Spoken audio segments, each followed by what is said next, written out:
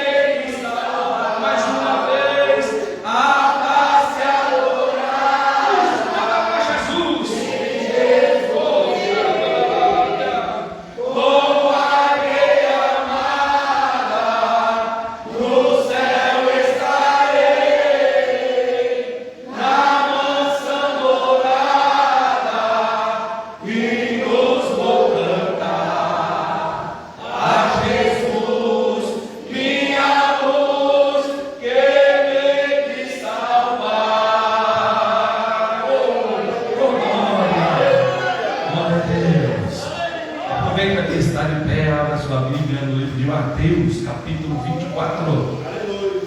Glória a Jesus. Livro de Mateus, capítulo de número 24. Aleluia. Leiamos como de costume. Eu leio um e a igreja lê outro, e assim sucessivamente. Glória a Jesus. Quem está feliz com Jesus, dá um glória a Deus. Glória a Deus. O sermão profético, o princípio das dores. Quem achou, diga amém. Ganhamos. E quando Jesus ia saindo do templo, aproximaram-se dele os seus discípulos para mostrar a estrutura do templo.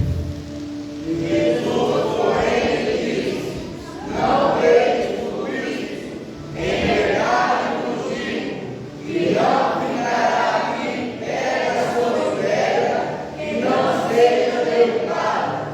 E estando assentado no Monte das Oliveiras, chegaram-se os seus discípulos, em particular, dizendo: dize-nos, quando serão essas coisas, e que sinal haverá da tua vinda e do fim do mundo? E Jesus respondeu e disse: acautelai-vos que ninguém vos engane. Porque muitos virão em meu nome dizendo: eu sou o Cristo, e enganarão a muitos. E ouvirei de guerra, e hoje de guerra, olhai, não faceis, porque é visto que isso nunca aconteça, mas ainda não é o fim. Porquanto se levantará nação contra nação, e reino contra reino, e haverá fome, e pestes, terremotos, em vários lugares. Mas todas essas coisas são princípio de dor. Então vos hão de entregar para seres atormentados, e matar-vos-ão, e sereis odiados de todas as gentes por causa do meu nome. E esse tempo muitos serão escandalizados, e trair-se-ão uns aos outros, e uns aos outros se odiarão. E surgirão muitos falsos profetas, e enganarão a muitos. O amor de muitos se esfriará. Mas aquele que perseverar até o fim será salvo. Todos juntos. E este evangelho do reino será pregado em todo o mundo, em testemunho a todas as gentes. Então virá o fim. Estamos preparados, sim? Peço aos irmãos nesta noite que prestem bastante atenção no ensino que vai se dar. Tá? Não deixe as crianças tirarem sua concentração. Evite ficar andando. Amém? Convido aqui o presbítero Vanilson fazer esta oração para todos nós, para darmos início ao estudo da palavra de Deus. Cumprimento o irmão com a paz do Senhor Jesus Cristo. Vamos orar. Senhor nosso Deus e Pai, Deus grande, Deus soberano, te agradecemos, Senhor, mais uma vez pela tua presença nessa noite maravilhosa, noite, Senhor, abençoada, Senhor, esse curso de ensino. Ó Deus, da tua palavra, Senhor, abençoa o nosso pastor Fernando, para ministrar a palavra do Senhor nessa noite, Senhor. Eu venho usando ele, Pai, tremendamente, Senhor, tenho usado, Pai, diversas vezes, meu Pai. O Senhor venha falando, Senhor, agrada coração. Ó Deus maravilhoso, abençoa, Senhor, a tua igreja, a cada um que entrou nesse santuário, Pai, nessa noite, meu Pai. E nós venhamos ouvir a tua palavra, Senhor, venha para o nosso coração, nós venhamos praticando, meu Pai. Nós sabemos, Senhor, que tudo, Senhor, está caminhando para o fim, Senhor. Na que a tua igreja, Senhor, permanece, Senhor, cada dia buscando, Senhor, a tua face. Estando, Senhor, cada dia, Senhor, buscando, Senhor, está, Senhor, mais firme na tua presença. Nós sabemos que os dias são maus, os dias são difíceis, mas a tua palavra diz que aquele perseverar até o fim será salvo. E nós estamos, Senhor, cada dia, Senhor, clamando ao Senhor, buscando o Senhor, porque sabemos que só no Senhor há salvação. Assim nós te agradecemos, em nome do teu Filho amado, Jesus Cristo. Amém.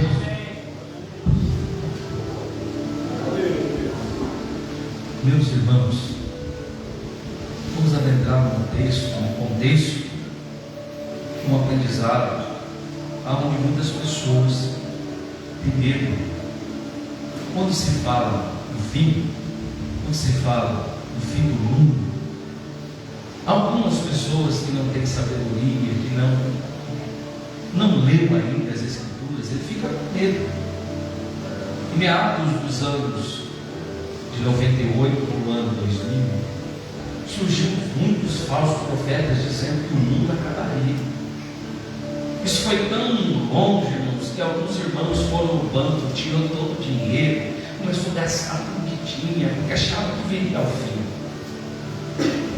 E por causa do pavor e do medo, muitos preferem até mesmo não ler o livro do Apocalipse. Mas se você soubesse como é importante a leitura do livro do Apocalipse, você lia ele todo dia. Porque em menos de uma hora você lê o livro do Apocalipse. E aquele que lê é bem-aventurado. Nós não precisamos ter medo do que vai acontecer no futuro. O que nós precisamos é estar pronto para o fim. O real sentido de trazer esses ensinos nesses últimos dias é que nós nos preparemos, porque o fim está próximo. Tudo está se voltando para a volta de Jesus. Tudo está se relacionando à grande tribulação. E nós precisamos estar preparados. Esse evangelho dos ursinhos carinhosos, do amor, deixou de anunciar a volta de Cristo Jesus. E com isso, irmãos, quem está padecendo somos nós. Porque nós não absorvemos a palavra de Deus. Saímos com promessas de que Deus faz, de que Deus não sei o que tem que fazer, tem que abrir porta, tem que dar, tem que curar, mas esquecemos da preparação para o final. E quando adentramos no contexto sobre as últimas coisas, esse estudo é conhecido como escatologia. Escatologia bíblica é o estudo dos eventos que estão para acontecer, segundo as Escrituras. É chamada bíblica no nosso caso, porque ela pode ser extrabíblica também. O termo escatologia deriva do grego, não é uma palavra em português. É por isso que às vezes assusta. Escatologia. Há um estudo mundano fora da Bíblia chamado escatologia também, mas estuda fezes humanas, não tem nada a ver com isso aqui. Você pode ouvir aí fora alguém falar sobre escatologia, mas não bíblica, uma escatologia do mundo, que fala sobre fezes, não tem nada a ver com Bíblia. Mas aqui nós vamos aprender bíblica. O termo escatos, ou escatos, é último, e logia é o tratado, o estudo de um conjunto de ideias. Ou seja, é conhecido, resumindo, a escatologia é tratado das últimas coisas. Tudo que começa, termina. Da mesma forma que Deus criou, também vai ter um fim. O crente precisa ter essa concepção, colocar na cabeça que vai chegar o fim. O fim das coisas. Por isso que nós não podemos se apegar a nada, se prender a nada. Jesus disse que a traças, o ouro,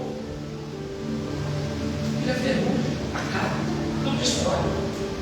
E às vezes nós colocamos no coração dessas coisas, damos mais importância a pequenas coisas e se esquecemos que vai terminar. Para uns, Jesus já voltou. Precisamos estar preparados. Tem gente que é chamada, naquela lista de chamada, Deus está chamando primeiro. Por isso, irmãos, nesta noite, desapega dessas coisas. Volta ao seu coração para Deus. O real sentido de trazer um ensino como esse, irmãos, é fazer com que você volte a se apegar com as coisas de Deus. É que você volte a entender que a sua vida precisa de Cristo Jesus, porque os dias se aproximam, os dias são maus. Quando lemos no Apocalipse 1, verso 17, Jesus diz: eu sou o primeiro e o último. É um exemplo de um texto que aparece segundo elemento, logia. Quando dando a coleta para os santos. Fazemos também como ordenei as igrejas da Galácia. Aqui a palavra coleta é a tradução de logia, ou seja, de estudos, de sabedoria, de conhecimento.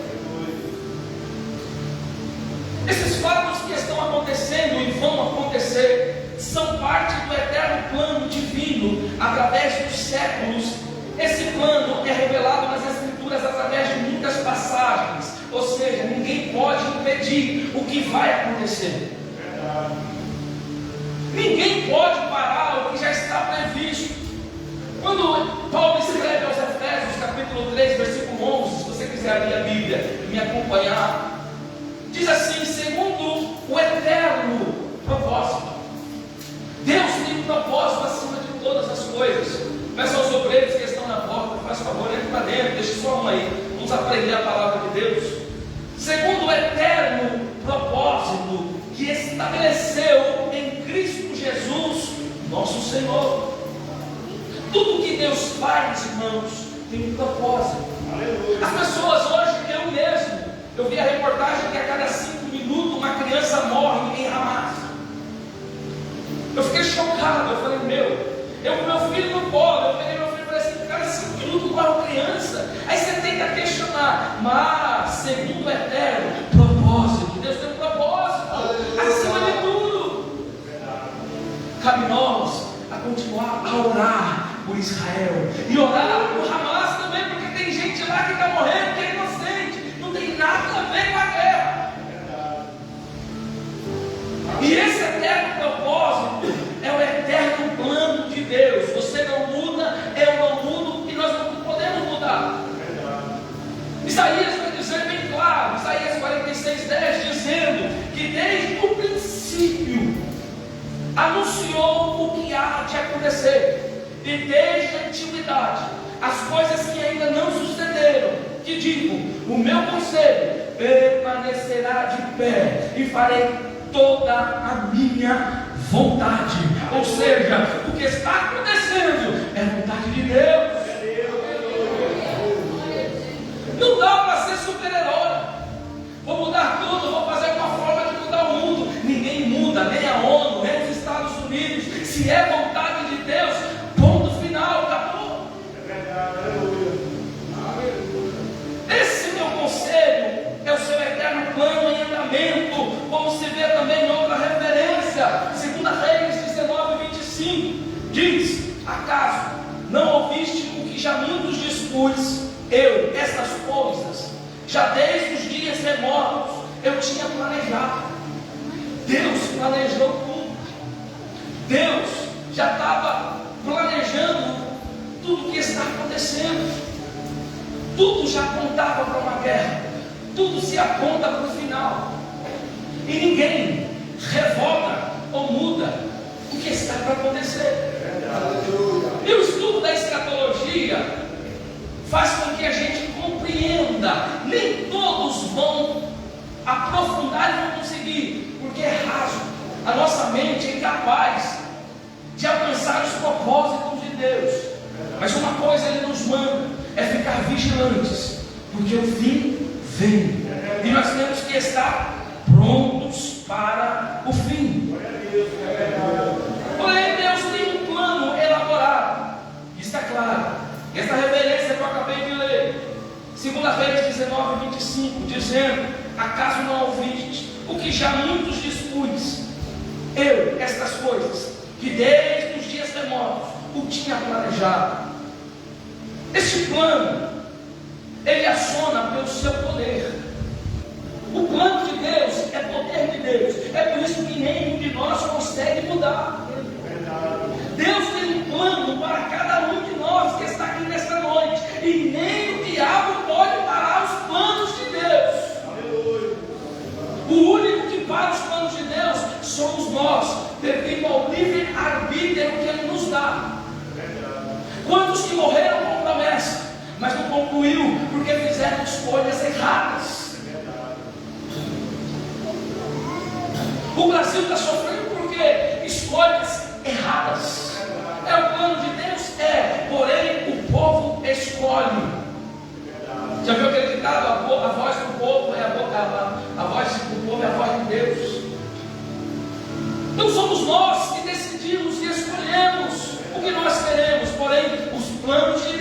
permanece em nossas vidas. Em escatologia bíblica estudamos parte deste plano, principalmente as coisas que brevemente vai ou devem acontecer. Apocalipse 1. Você não precisa ter medo, irmãos, do livro do Apocalipse. Tudo que está ali é simbólico, são figuras ilustrativas, comumente com o livro de Daniel. Quem lê o Apocalipse tem que ler Daniel, quem lê Daniel tem que ler o Apocalipse. Daniel é o Apocalipse do Velho Testamento. Cadê o? Vem para cá, santo de Deus. Quando lemos Apocalipse 1, verso 1, diz a revelação de quem? De Jesus Cristo. Quem deu essa revelação a João não foi um homem, não foi Nero, não foi um amigo de cela, porque João escreve o Apocalipse preso, em cadeias. Ele estava na ilha de Patmos, isolado, e lá Deus o leva para ter uma revelação, e essa revelação vem de Jesus Cristo, que Deus lhe deu para mostrar aos seus servos as coisas que em breve devem acontecer, e que ele, enviado por intermédio do seu anjo, notificou ao seu servo João. Tudo que João viu foi Jesus quem mostrou. Não foi da mente de João, não foi do querer de João, era plano e projeto de João. Quando paramos para analisar a história de João, vamos ver que o João, muitos tentaram matar João. João foi lançado num tacho quente e não morreu. Pegaram João, jogaram ele do alto do pináculo e João não morreu.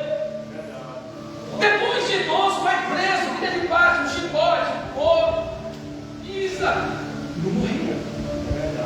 Por quê, pastor? Plano de Deus. Todos morreram de mártir, João morreu de velhice. E ainda deu tempo de escrever o Apocalipse. Oh, glória a Jesus. E um dos primeiros tópicos que nós vamos falar nesta noite, a escatologia que é anunciada, fala assim, principalmente a volta de Jesus. Eu não vou me aprofundar nisso hoje, porque eu vou trazer uma quarta-feira só para falar sobre a volta de Jesus. Eu vou pincelar para vocês. O estudo da escatologia bíblica mostra que o crente tem que estar sempre em alerta, vigilante, pois a volta de Jesus pode acontecer a qualquer momento. Lucas 12, abra sua Bíblia e vamos fazer uma leitura. Lucas 12, versículo 40. Lucas 12, verso 40.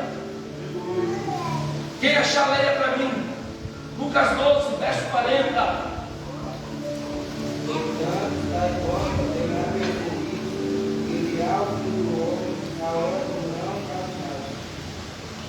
Vou ler de novo aqui, irmãos. Ficai também vos apercebidos, porque a hora em que não cuidais, o Filho do Homem virá. Ou seja, será uma vinda repentina, aonde ninguém espera. Ninguém sabe a hora, quando o momento, se é de noite ou se é de dia, mas Ele manda nós ficarmos alerta. Romanos 13:11. E digo isso a vós outros, que conheceis o tempo, já é a hora vos de despertardes do sono, porque nossa salvação está agora, mais perto do que quando no princípio cremos. Deus poderoso, aleluia. Vivemos a era da sonolência espiritual. Que sonolência é essa espiritual, irmãos? Que qualquer coisa agrada ao crente. Se o crente vem para a igreja, ele ouve alguma coisa do tipo, Deus vai mudar a sua vida, Deus quer te dar, Deus quer fazer, a pessoa sai dali satisfeita. E quando acorda no outro dia, a realidade é outra. Quantos domingos, às vezes as pessoas vêm para a igreja em busca de algo, às vezes é preenchido no momento, mas quando amanhece o dia, a história muda, não é aquilo. O que nós precisamos, irmãos, é despertar do sono. Quando fala de sono, fala para despertar para as coisas que vão acontecer, sobre a volta de Jesus. Escuta só, não é tempo mais de nós ficarmos adorando, buscando, eu quero me dar a paz, não é tempo de nós buscarmos a presença de Deus, porque Jesus está voltando. Coisas materiais vão ficar, mas a nossa ida para o céu, como cantamos aqui, é eminente.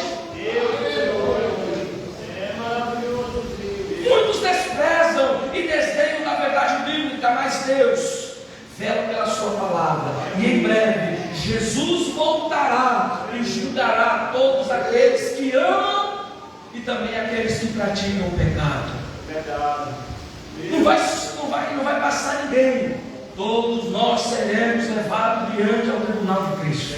E lá prestaremos contas com Deus. Falaremos também sobre a grande tribulação.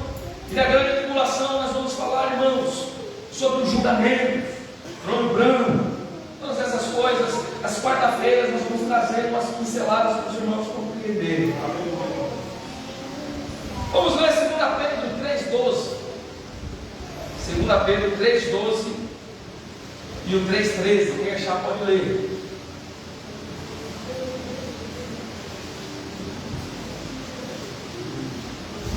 Aguardando e apressando-nos para a vista do dia de Deus, em que os céus em fogo disparão e os elementos ardentes se fundirão, mas nós, segundo a sua promessa, aguardamos novos céus e nova terra em que habita a justiça. Amém. Oh, glória a Jesus. Eu vou ler e eu acredito que na sua Bíblia está assim: aguardando o dia do Senhor e apressando a sua vinda. Naquele dia os céus se dissolverão pelo fogo e todos os elementos ardendo se dissiparão com calor. E todavia, confiando em sua promessa, esperamos novos céus e nova terra, aonde habita a justiça, o cristão e o dia do Senhor. Você vai observar, irmãos, que nós devemos buscar e ficarmos apressados para a volta de Jesus. Isso é tão notório que na época que ainda Jesus estava em terra, os seus discípulos ficaram preocupados. E tem gente que já desapercebeu. Tem crente que já vive uma vida tão light, que ele não se importa mais com a volta de Jesus, nem com a vinda de Jesus. Para ele, céu é céu, inferno é inferno, tanto faz, tanto fez. Se perguntar onde há uma passagem bíblica falando sobre o céu, ele não sabe nem responder. Ele acha que só vir aos cultos, frequentar, ele está salvo. Negativo. A preocupação com o fim dos tempos, até os discípulos se preocupou. Lembrando, Jesus estava em vida. Lemos aqui, Mateus 24:3, tendo Jesus se assentado no Monte das Oliveiras, os seus discípulos chegaram até a ele em particular e lhe pediram: dize-nos quando ocorrerão estas coisas, e qual será o sinal da tua vinda ou do final do tempo. Você vai notar que Pedro, João, Tiago estavam preocupados com o futuro. O crente precisa se preocupar com o futuro, com o que está acontecendo e o que vai acontecer. Crente não precisa ficar desinformado. Crente precisa ficar atento com os acontecimentos que estão ocorrendo no grande globo do mundo, para compreender as estações do tempo. Antigamente nós saímos para fora, olhávamos para o céu, os mais velhos diziam: vai chover. Outros diziam: hoje vai fazer calor. Outros diziam: hoje vai fazer frio. Aí Jesus fala: vocês conhecem os tempos, mas não conhecem os sinais da minha volta. Estamos vivendo a véspera do arrebatamento da igreja. Por que está falando isso, pastor? Você já tem 2023 anos que nós ouvimos que Jesus volta e até agora não voltou. Porque os acontecimentos estão ocorrendo notoriamente. É uma pandemia ali, é uma guerra aqui, é uma catástrofe ali, um tsunami do lado. E isso vai gerando, como Paulo disse, como se fosse uma espécie de dores de parto. A mulher, quando sofre convulsão, vem a cada 5 minutos uma dor, e aquilo vai intensificando, para descobrirmos quando está próximo da volta de Jesus, olharmos para os sinais, olharmos para Israel. Notou que as coisas começaram a funilar? É Santa Catarina que está debaixo d'água, é doenças que estão surgindo na África que ninguém está conseguindo compreender. Então são coisas que estão intensificando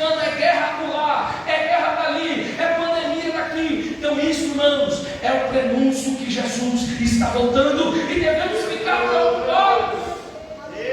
A curiosidade sobre a volta de Jesus sempre foi clara, principalmente pelos seus discípulos. Eles desejavam saber a respeito do fim dos tempos, pois este é um assunto que chama a atenção do crente e o não crente. Já no primeiro século, algumas pessoas não acreditavam mais na segunda vinda de Jesus, pois Pedro fala sobre os escarnecedores, que dizem: onde está a promessa da sua vinda? Sabe o que é escarnecedores, irmãos? Pessoas que tiram sarro, sarrista, piadistas. Isso já tem no nosso meio faz tempo. Aleluia. Gente tirando sarro. Não sei se Jesus volta, o que está acontecendo aí? Pedro vai nos orientar, 2 Pedro 3,3. Pode abrir sua Bíblia, 2 Pedro 3,3. Antes de tudo, considere atentamente que nos últimos dias surgirão escarnecedores, anunciando as suas zombarias e seguindo as suas próprias paixões. Vai no TikTok. Quantos homens brincando com as coisas de Deus? Quantos homens no TikTok brincando com as coisas santas, falando em línguas estranhas, brincando? Tem um aí que se diz profeta, não sei, é um morenão, que fica brincando com as coisas de Deus. E tem crente que ri com aquilo, curte, compartilha. Irmãos, aquilo ali é zombaria. Ele está rindo de nós, ele está zombando das coisas de Deus. É verdade. E está cheio, irmãos, pessoas imitando línguas estranhas, pessoas rodando, dizendo que está no Espírito. Aí Pedro continua dizendo: eles proclamarão o que aconteceu com a promessa da sua vida. Ora, desde que os antepassados morreram, tudo continua como desde o princípio da criação. Ou seja, Jesus vai voltar e ponto final. O que nos resta é aguardarmos a esperança da sua volta. Não curte, irmãos. Você vê esses vídeos, nem compartilha com ninguém. Tem hora que a gente ri, tem uns que é engraçado, que a gente até dá risada, mas o que a gente não pode é levar em consideração que estão escarnecendo das coisas de Deus. E as coisas estão se afunilando, se apertando. Existem dúvidas e confusões na escatologia. Por quê? Pelo fato de muitas pessoas não saberem distinguir os eventos bíblicos que ocorreram no final, no fim ou do presente era bíblica, ou da presente era bíblica, que se iniciará com a vinda de Jesus. Resultam muitas dúvidas, confusões, interpretações absurdas dos textos bíblicos. Algumas coisas desses casos são a falta de afinidade do crente com o Espírito Santo. Eu vou lá. Para entendermos o maior volume e conteúdo da Bíblia, se nós estivermos na carne, nós compreendemos. Vai existir textos na Bíblia que você vai ler e reler e você não vai entender. Porque para fazer uma leitura bíblica, o homem precisa estar com a presença do Espírito Santo. Quando lemos 1 Coríntios 2,10, Paulo diz: Deus todavia revelou a nós por intermédio do Espírito. Porquanto o Espírito a tudo investiga, até mesmo as profundezas de Deus. Quando você faz uma leitura e não vai entendê-la, dobre o seu joelho e peça que o Espírito Santo lhe explique ou traduza para o seu coração. Isso demore 1 dia, 2 dias, mas não desista, porque o Espírito Santo interpreta para você o que a Bíblia quer dizer. Então, sério que Paulo continua dizendo no 1 Coríntios 2, agora o verso 14: as pessoas que não têm, olha isso, as pessoas que não têm o Espírito não aceitam as verdades que vêm do Espírito de Deus, pois lhe parecem absurdas e não são capazes de compreendê-las, porquanto elas são discernidas espiritualmente. Então tem coisas que o pastor vai falar e as pessoas não vão entender, porque por falta da presença do Espírito Santo. Nós ensinamos 5 quarta-feiras sobre a importância do Espírito Santo de Deus.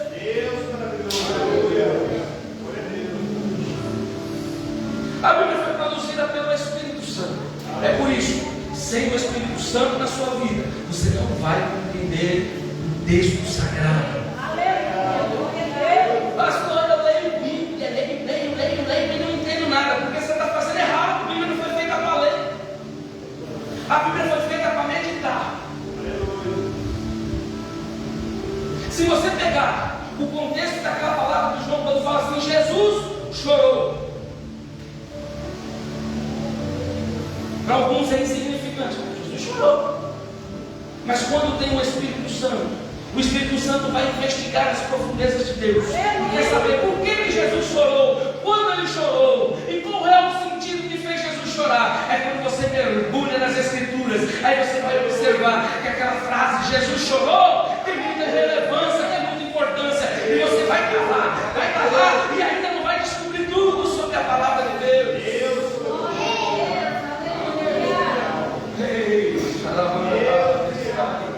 Sabe o que falta em nós é fervor da palavra.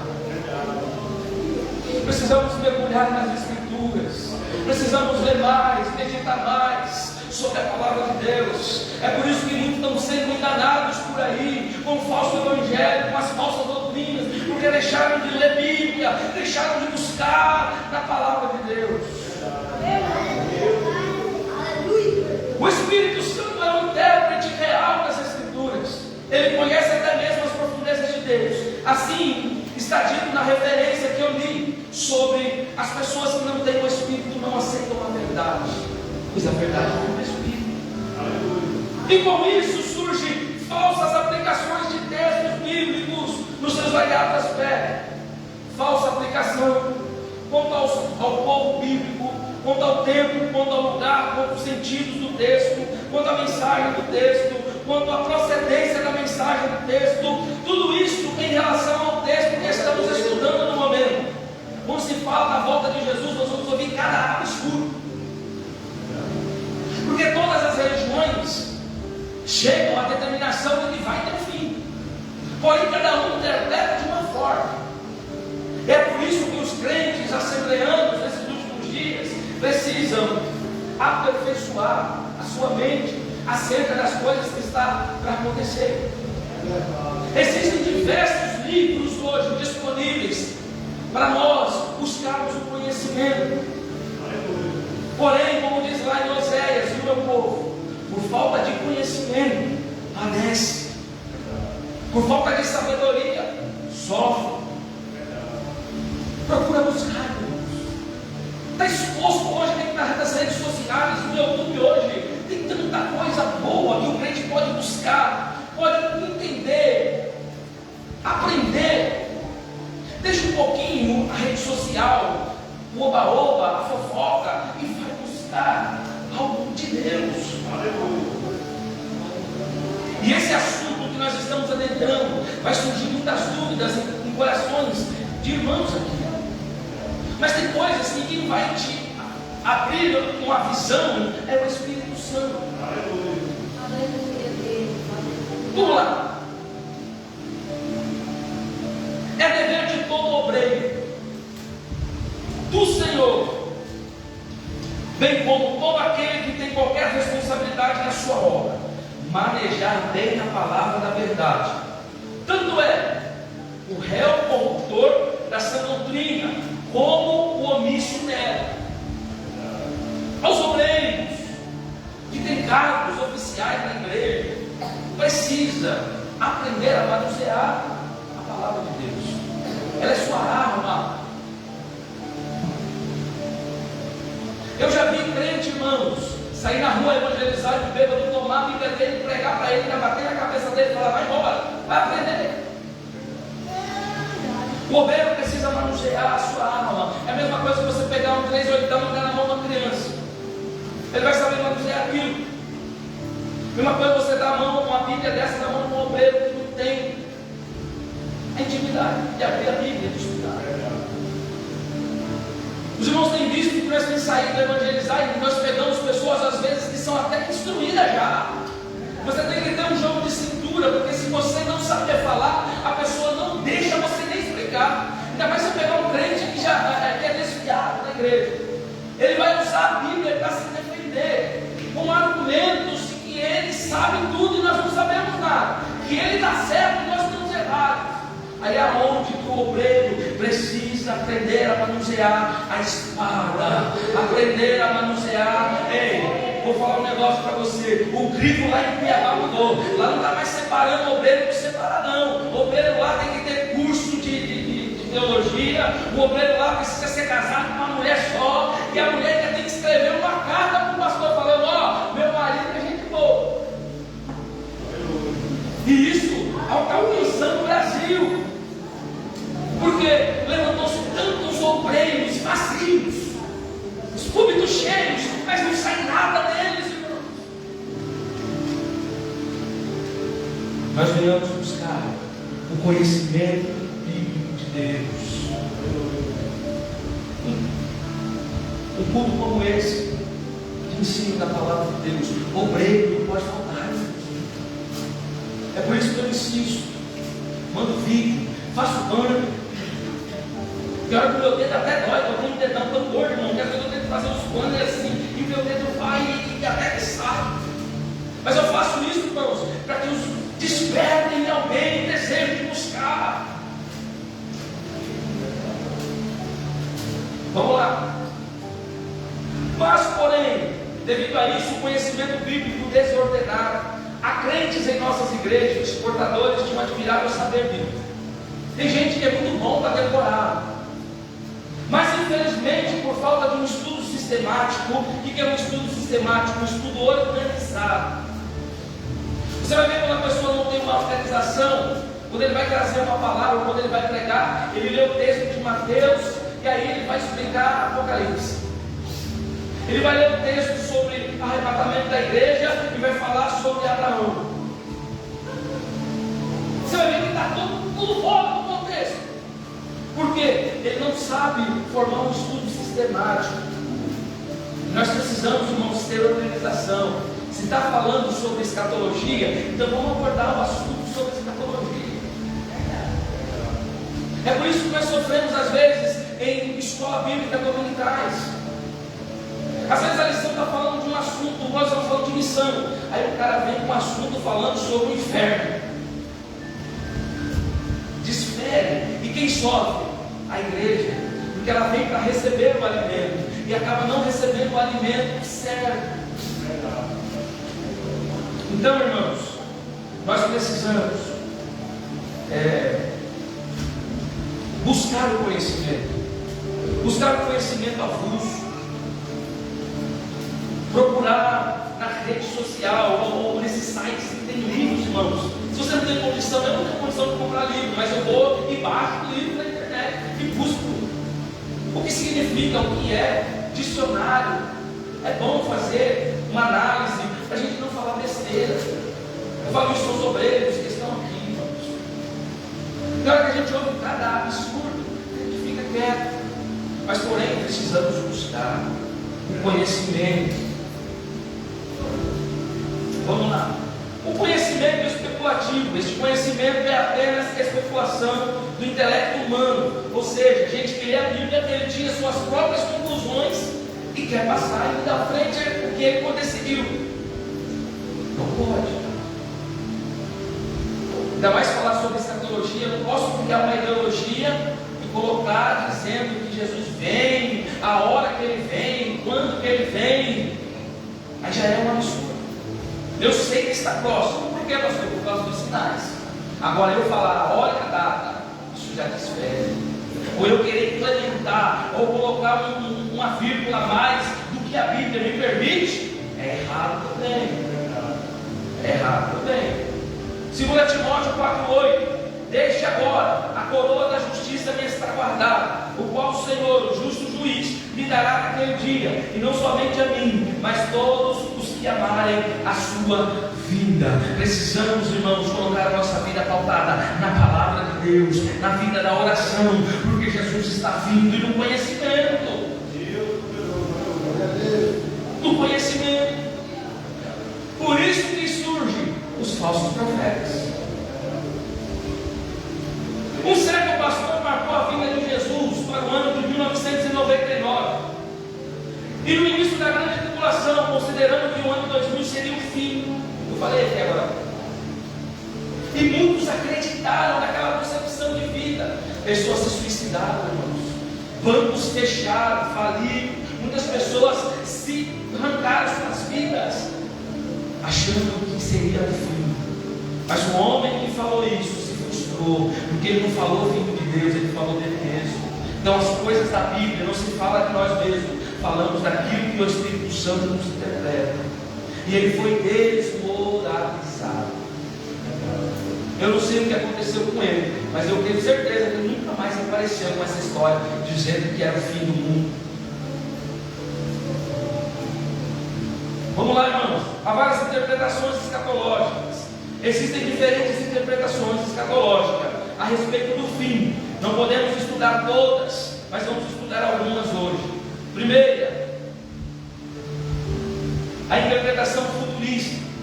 Essa interpretação considera que a maior parte das profecias vai se cumprir, começando com o arrebatamento da igreja.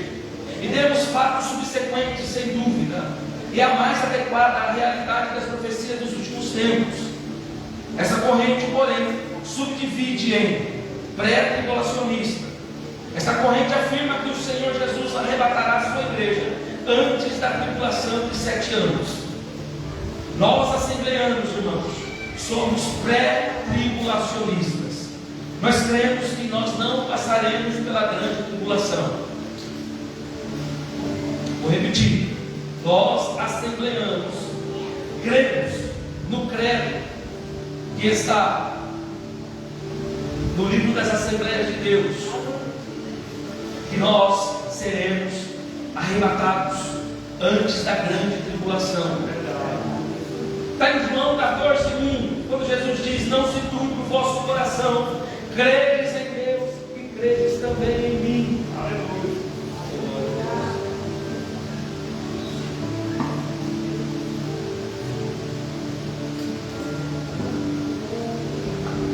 Aleluia. Aí ele vai continuar dizendo: na casa do meu pai há muitas moradas. Se não fosse assim, eu vos teria dito, pois vou preparar-vos um lugar. E se eu for vos preparar um lugar, virei. Olha ele dizendo: virei outra vez e vos levarei mesmo para cá onde eu estiver, estejais vós também. Então, irmãos, a igreja não passará pela grande tribulação. Nós já estamos sentindo o prenúncio do fim, o princípio das dores. Qual é o tempo bíblico que nós vivemos? Princípio das dores, como lemos aqui: guerras, rumores de guerras, mortes, reino contra reino, nação contra nação. Aí você vai ver lá aqui, e Jesus vai dizer: e ainda não é o fim, é o começo. Na grande tribulação, irmãos, serão 7 anos de tribulação, 3 anos e meio de paz, e 3 anos e meio de terror. Vai haver uma falsa paz, vai haver um falso reino, aonde quem governará é o anticristo. O anticristo e os seus adeptos. O anticristo já está imperando o seu reino. Enquanto nós estamos aqui, o anticristo já está assentado no nosso meio. Isso é bíblico. Se você pega lá em Tessalonicenses, Paulo vai dizer: e se assentará no nosso meio, querendo ser Deus e parecendo com Deus. Ou seja, ele vai trazer uma certa paz para o mundo. Mas aí é que muitos vão cair no cavalo. A igreja precisa estar, irmãos, em alerta, com os sinais. O falso profeta já está no meio da igreja. Porém, aqueles que interpretam a Bíblia literalmente encontram razões fortes para crer que o arrebatamento será pré-tribulacionista. O ensino a respeito do arrebatamento é uma doutrina fundamental, porém, o povo de Deus não precisa estar dividido quanto tal assunto. O importante é que Jesus voltará para buscar a sua igreja. É importante ressaltar que ocorrerá pré-tribulacionista, está mais de acordo com o livro do Apocalipse. Abra comigo para a gente entender. Apocalipse 4:1. Quem encontrar, leia Apocalipse 4:1 e 4:2. Depois dessas coisas, olhei, eis, estava uma voz da bênção do céu, e a primeira voz que como da trombeta do povo da falar comigo. Disse: sobe aqui e mostra ele as coisas que depois destas devem acontecer. E logo fui arrebatado no Espírito, e eis que o trono estava todo no céu, e eu assentado sobre o trono. Aleluia. Irmãos, para os pré-tribulacionistas, os crentes serão guardados da grande tribulação. Não passará pela perseguição, não passará pelo que vai acontecer aqui: fome, sede, falta de alimento, perseguição, prisões. Segundo essa corrente, o propósito da tribulação não é para a igreja, para estar com Cristo, mas preparar Israel para a restauração no plano de Deus. Então, a corrente é os pré-milenistas. Essa corrente conclui que a vinda de Cristo ocorrerá antes do milênio, quando Cristo virá reinar sobre a terra. Grande parte dos cristãos do primeiro século eram pré-milenistas. Segundo o pastor Cláudio Lobo de Andrade, tal posicionamento foi duramente combatido por Orígenes, que, influenciado pela filosofia grega, passou a ensinar que o milênio nada mais era uma referência alegórica e a ação do Evangelho na vida das nações. Aqui não está dizendo que o crente vai subir depois da grande tribulação, depois do milênio. Vai passar a tribulação, vai chegar o milênio, aí depois que a igreja vai ser arrebatada. Isso aqui não são concepções humanas, tá? Que o crente precisa saber sobre essa teologia. Vai surgir dúvidas, a gente não aborda esse contexto, tá? Nós somos pré-tribulacionistas, nós cremos que nós não vamos passar pela grande tribulação. E tem os pós-tribulacionistas. Os pós-tribulacionistas pregam que a igreja vai passar pela grande tribulação. No entanto, esse ensino não tem base sólida na palavra de Deus. Jesus disse: a igreja de Filadélfia, que representa a igreja fiel, que iria guardá-la na hora da tentação que há de vir sobre o mundo, para os que habitam na terra. Então Deus prometeu que guardaria a igreja da grande tribulação. Nós já sofremos, mas a gente tem que passar pela grande tribulação. É uma concepção que, se você for analisar, é bem colocada. Nós já sofremos pelo Evangelho, e tem que sofrer por causa da não. Então, eu acredito que Jesus virá sobre as nuvens e arrebatará a sua igreja, nos livrando do anticristo, de Satanás e os seus adeptos. Porém, os que ficarão aqui terão oportunidades de serem salvas ainda. Os que não subirem na primeira remessa, os que não subirem no primeiro arrebatamento, vão ficar, mas eles terão oportunidades de se salvarem. Porém, não vai ser na mesma liberdade que você está tendo hoje. Os cultos vão ser proibidos, a Bíblia será rasgada, o Espírito Santo não vai estar mais aqui para defender. Então, não é melhor ser crente agora do que esperar a igreja ser arrebatada? Por isso, nós estamos aqui, nos preparando vocês. Porque é muito melhor ser crente agora, que estamos aqui, pregando, anunciando, louvando, cantando, do que chegar o dia que o anticristo vai fechar as portas das igrejas e ele vai imperar a sua lei. Crente vai ter que blasfemar, crente não, meu Deus do céu. Mas vão se salvar, vão se salvar. Vamos lá. A igreja não estará mais na terra quando começar a grande tribulação. Paulo ensina que devemos esperar dos céus a seu Filho, a quem ressuscitou dos mortos, a saber, Jesus, que nos livra da ira futura. Essa ira que está para pegar o mundo, a igreja será livre disso. 1 Tessalonicenses 1,10: e esperar dos céus a seu Filho, a quem ressuscitou dos mortos, a saber, Jesus, que nos livra da ira futura. Então ele vai nos livrar da perseguição, ele vai nos livrar do anticristo e do falso profeta. Agora existe, irmãos, também a escatologia histórica. Considera que o Apocalipse é um livro histórico, cujos fatos já se cumpriram e a sua maior parte mas tal entendimento não corresponde à realidade bíblica. Alguns vão dizer que o Apocalipse é uma história que aconteceu e não vai acontecer nada daquilo. É só uma história. É um conto de fadas. Mentira. O Apocalipse é cada dia segundo. A alegoria de cavalos, de príncipes e de cabeças e de imagens, aquilo é real. E aquilo ali não já está acontecendo. As bestas feras que estão presas nos rios, nos lagos, nos grandes mares, que em breve serão soltas. Isso já está acontecendo. Tá? Também tem escatologias que eles acreditam que são os preteristas. Que é isso? Os preteristas entendem que o Apocalipse já se cumpriu totalmente na época do Império Romano. Inclui a destruição de Jerusalém no ano 70 a.C. Entretanto, as profecias bíblicas sobre os fins dos tempos indicam que diversos eventos escatológicos ainda não se cumpriram, como o arrebatamento da igreja. A igreja não foi arrebatada ainda. 1 Tessalonicenses 4,17.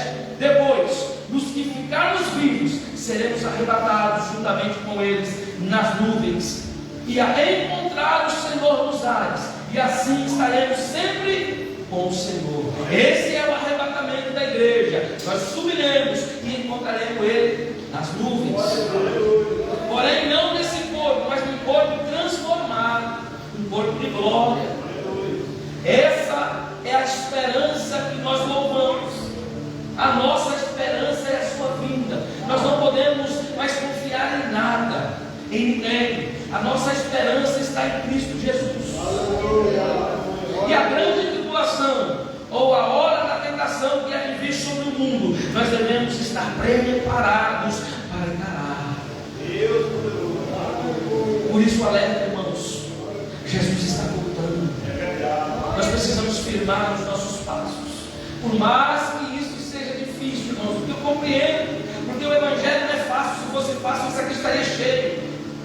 O caminho é estreito, a porta é estreita, mas nós temos que se esforçar, porque o futuro que nos espera é o céu, como foi cantado. Aleluia, Jesus. Aí, olha a promessa, Apocalipse 3:10. Como guardastes a palavra da minha paciência, também eu te guardarei na hora da tentação que há de vir sobre o mundo, para tentar os que habitam na terra. Aí leva a entender que a igreja não passará pela grande tribulação, pois Jesus vai nos guardar da ira vindoura. Vale a pena ser fiel, vale a pena passar agora por sacrifício, por dores, até mesmo por uma humilhação. Vale a pena, irmãos.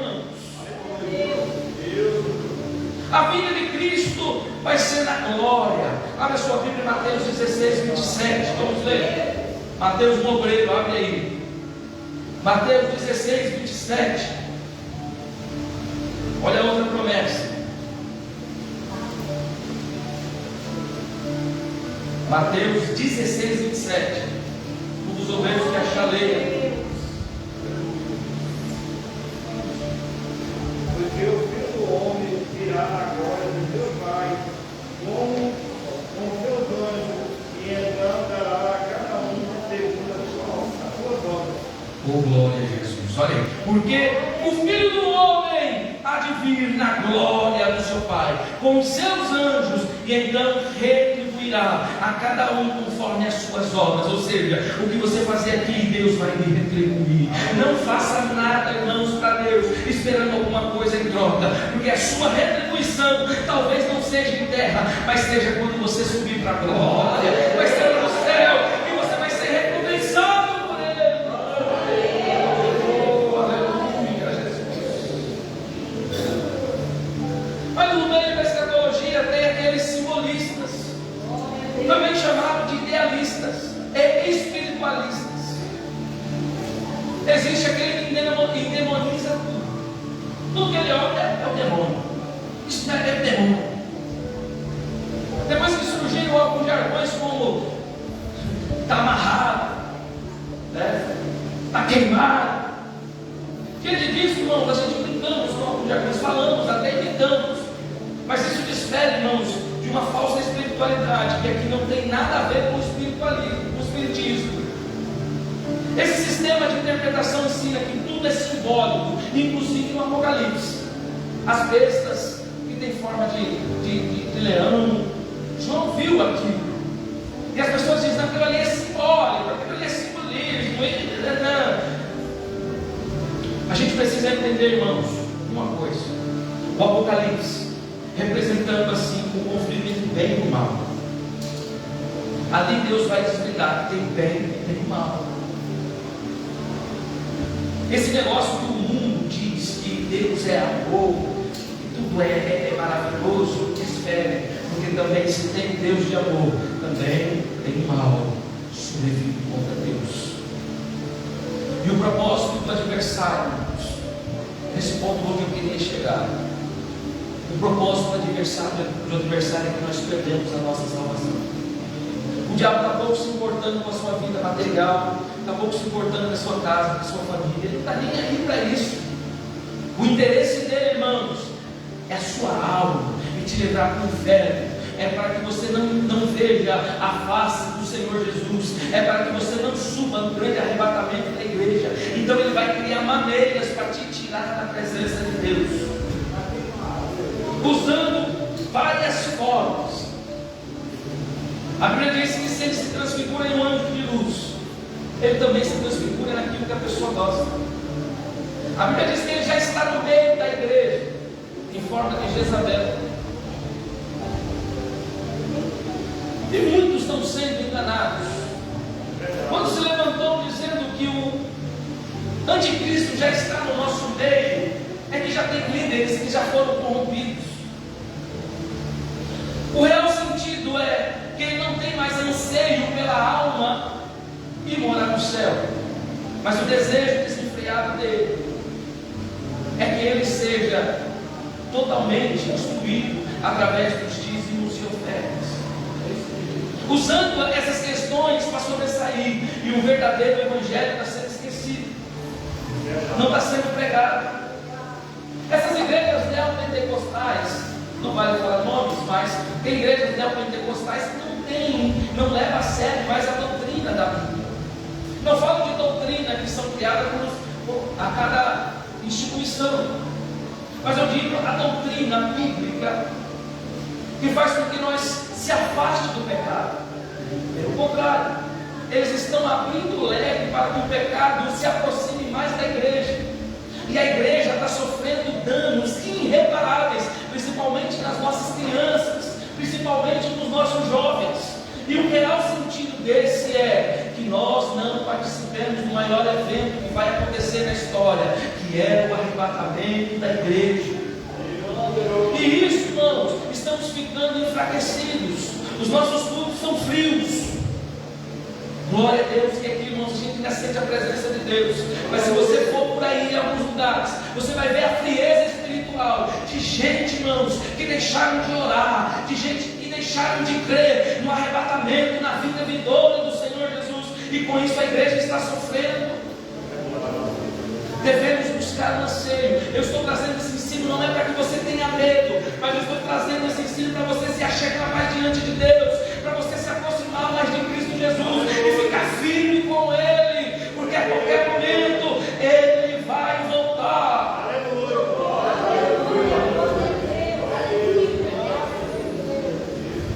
Nós precisamos, irmãos, nesses últimos dias se aprofundar nas Escrituras.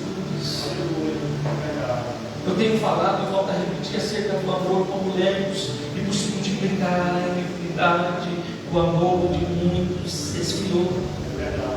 E esse amor, irmãos, é o que nos leva até diante de Deus. E o diabo aproveita isso, colocando rancor. Quantos crentes rancorosos dentro da igreja, irmãos, a ponto de eles ficarem com depressão.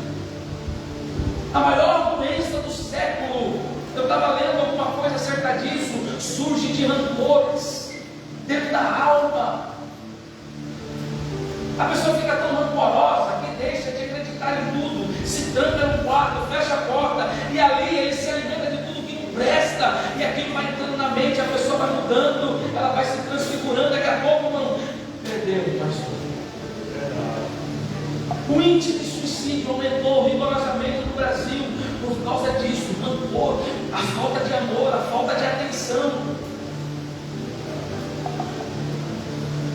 precisamos, irmãos, urgentemente, já que estamos aprendendo acerca da escatologia sobre o fim, nós precisamos aprender a amar uns aos outros, apoiar uns aos outros, fazermos reuniões e confraternizarmos uns com os outros. Com isso a igreja só tem a ganhar. Nós aprendemos, irmãos, a trabalhar na união. Quando eu cheguei aqui, eu disse: olha, vamos se unir. A primeira coisa que nós instituímos foi o café da escola bíblica. Olha a bênção que está na nossa escola bíblica dominical. É cheia. E eu conversando com meu amigo, que está ali na cidade, ali perto da região de Piedade de Jangada, ele falou: pô, irmão, que bênção está a sua escola dominical. Eu falei: para a glória de Deus, o povo está vindo. E ele postou uma foto da escola bíblica dele, irmãos, tinha 3 irmãos. Eu vivi isso, e eu sei, irmãos, como é ruim.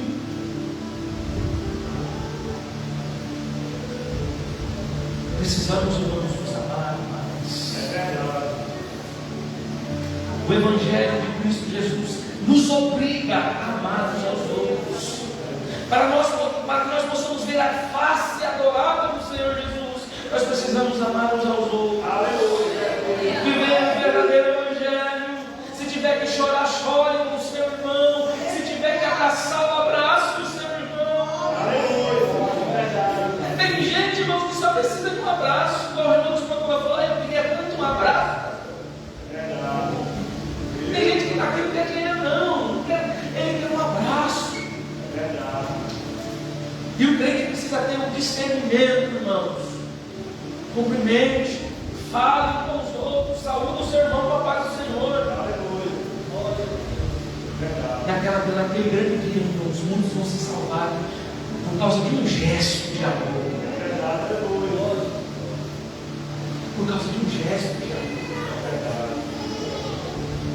Quando adentramos, irmãos, quando Jesus vai dizer aqui, que nós acabamos de ler, dizendo: neste tempo vos hão de entregar para seres atormentados, e matar-vos-amos, e serei odiados de todas as gentes por causa do meu nome. A perseguição já começou. É nós que ainda não identificamos, mas incomodamos a muitos. Nós incomodamos, irmãos, porque somos luz. E não desista, irmãos, de anunciar este evangelho que é tão glorioso. Aonde você chegar, você vai ser notório. Vão te olhar, vão te recriminar, vão te julgar. Mas não se importa com isso. Isso é o prenúncio do que nós estamos, do que está para acontecer. A volta de Jesus.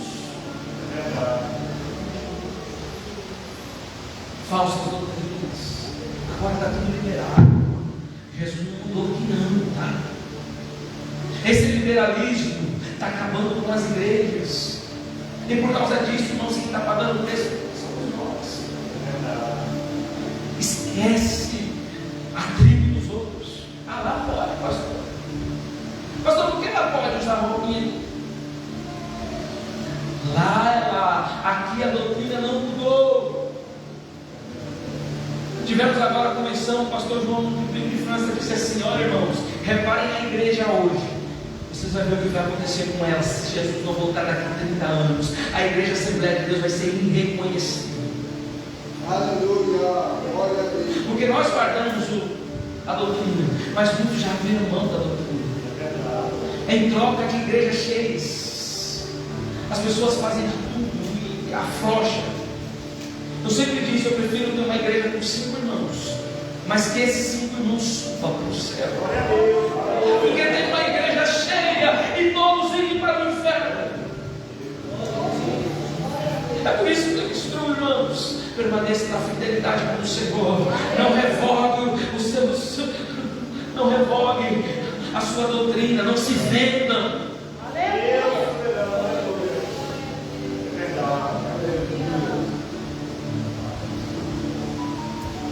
Aleluia.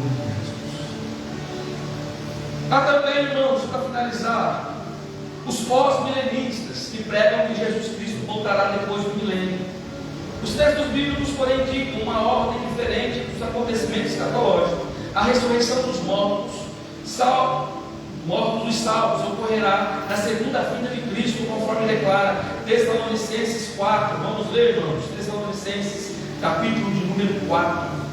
Nós encerrarmos, senão eu vou falar aqui, vai começar a confundir a cabeça dos irmãos. Tessalonicenses, capítulo 4. Aleluia.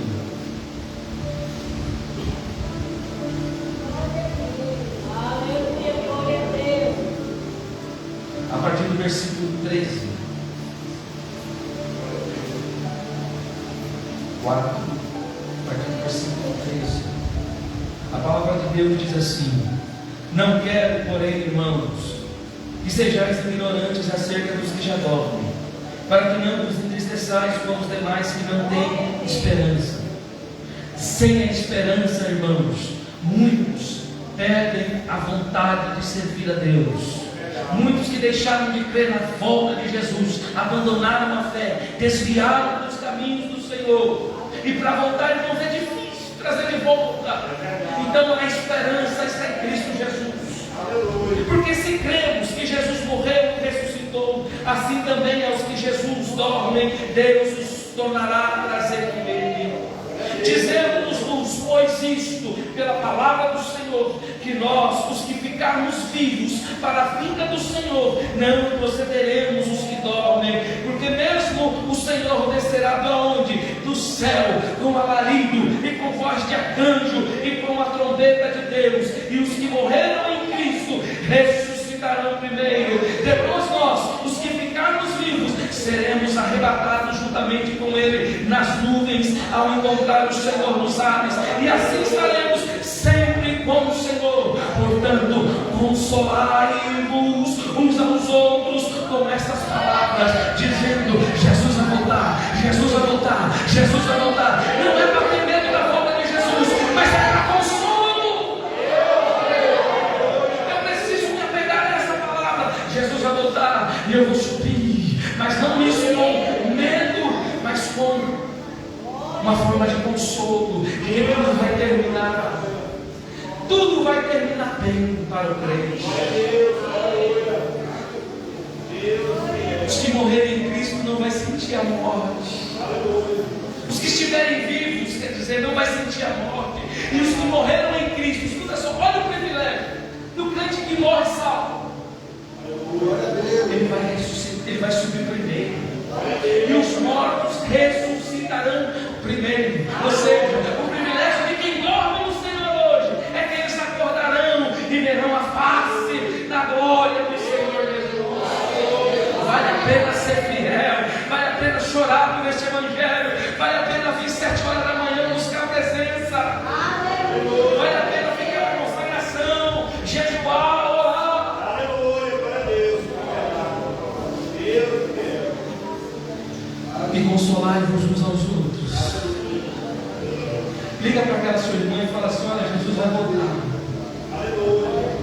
Vem quem está passando por problema e consola ele. Que consola é esse dizendo: Jesus vai voltar? Glória a Deus, aleluia. Lá no céu não tem choro, lá no céu não vai ter pranto, lá no céu não vai ter lamento, lá no céu só vai ser alegria. Lá no céu nós vamos andar em ruas de ouro, nós vamos contemplar a face de Cristo Jesus. Lá a adoração não cessa, é glória, é santo, santo, é santo.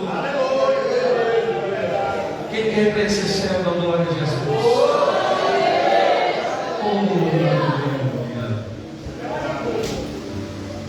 Quarta-feira que vem nós teremos escola bíblica, domingo tem festa das crianças, mas na outra quarta-feira, se for da vontade de Deus, estaremos aqui aprendendo mais acerca da escatologia. Nós vamos trazer assuntos sobre a grande tribulação, vamos trazer assunto, irmãos, sobre a volta de Jesus, mas vamos nos aprofundar mais com textos e informações que a Bíblia nos traz. Amém? A gente diz, eu louvo a Deus pela vida dos irmãos que vieram nesta noite. Glória a Jesus. Qualquer dúvida, irmãos, eu estarei postando lá esse ensino que nós aprendemos hoje, com mais detalhes. Os irmãos podem baixar no celular e estudar. Estuda, irmãos. Aquele que alimenta do pão quente que desce do céu se mantém alimentado, se mantém vivo. para a glória de Deus. Convido nesta noite, irmãos, a irmã Eliane ao louvamento da harpa. A irmã Eliane vai louvar e os oficiais recolhem os dízimos e ofertas para a casa do Senhor Jesus.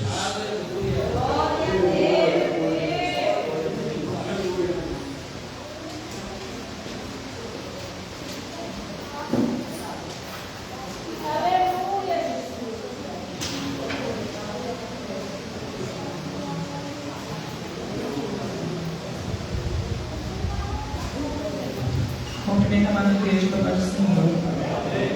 Amém. Glória a Deus. Louvaremos ao Senhor com o hino de número 8. Cristo Jesus é fiel amigo, Ele só, e nas fraquezas estás comigo, Ele só, e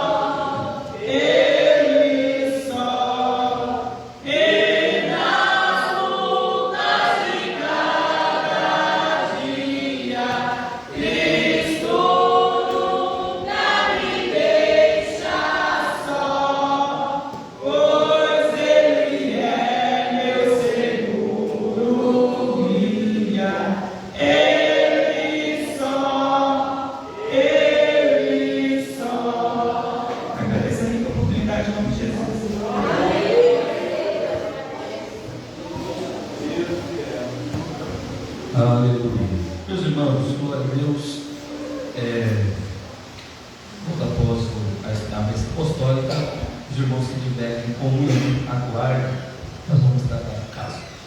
Irmãos, os irmãos viram o que foram feito aqui? Uma caixinha do quilo, né? Os irmãos no decorrer dos cultos quiserem trazer um quilo de alimento, uma coisa não perecível, os irmãos podem estar colocando aqui e será designado às famílias que precisam, tá? Então os irmãos se sentirem, todas as vezes que virem ao culto, vêm na igreja trazendo um quilo de alimento. Eu pensei só em Santa Ceia, mas eu falei, não, às vezes Deus toca no coração de alguém antes do dia da ceia, os irmãos podem estar trazendo aqui.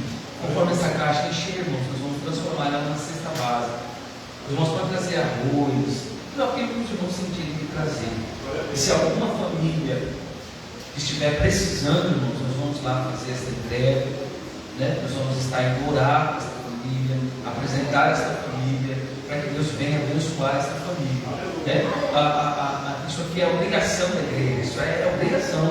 A igreja é ajudar o próximo, né? Mas porém a gente vamos levar também uma palavra de consolo, porque só dar o alimento e trazer uma palavra também não funciona, né? Então nós vamos estar entregando e estaremos abençoando a pessoa orando.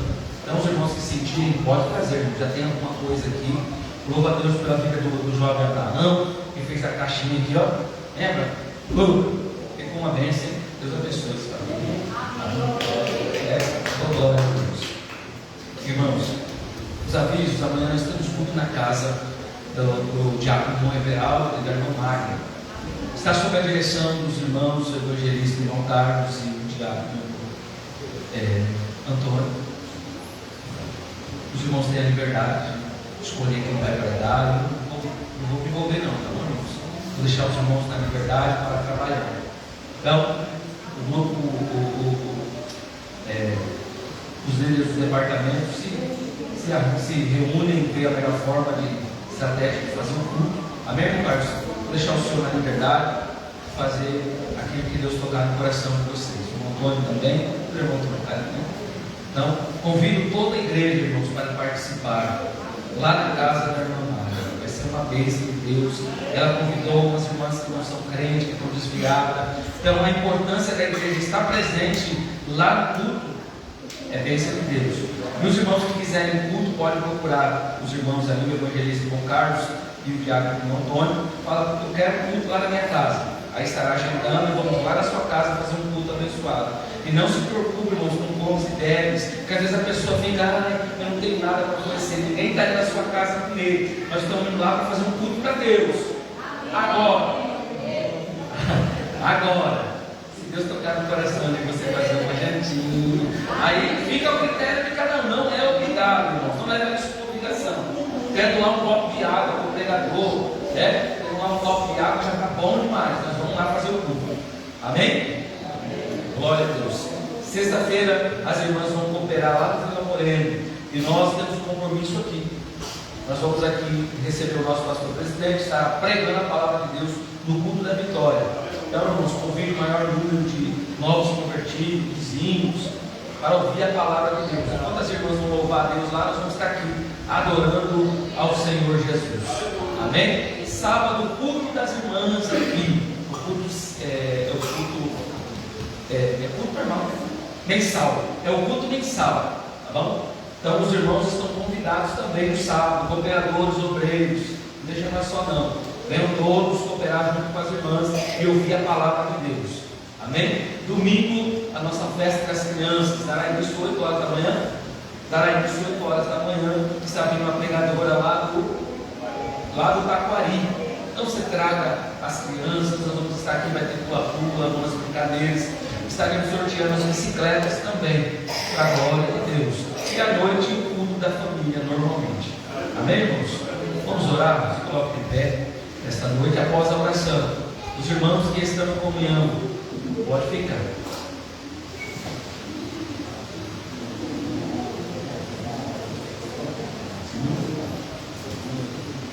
Segunda-feira não é para nenhuma irmã faltar.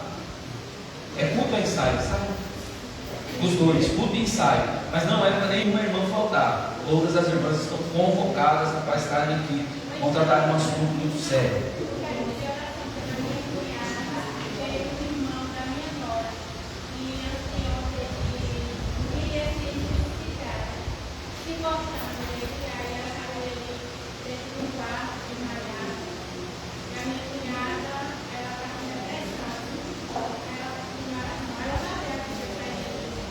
Porque a gente é criada, né? Aí a mãe dela tá muito aí ela fez oração. Amém. Qual o nome dela? Beatriz, o nome do menino Beatriz é filho dela, tá vendo? Não? é o irmão da minha irmã. Amém. Convido o evangelista Carlos a fazer a saudação final junto com toda a igreja. Amém, mas nós vamos interceder mesmo assim. Né? Glória a Deus. Olha por nós, podemos vamos orar pela irmã Fernanda, a glória do Senhor Jesus. Vamos orar para que Deus haja na vida dessas pessoas que estão necessitando. Quantos precisam de oração? Então vamos orar um pelos outros agora para Deus nos abençoar. Soberano Deus, maravilhoso e eterno Pai. Ó Senhor, nós apresentamos neste momento, Senhor, esta senhora que pede oração, meu Deus, tem misericórdia da vida dela.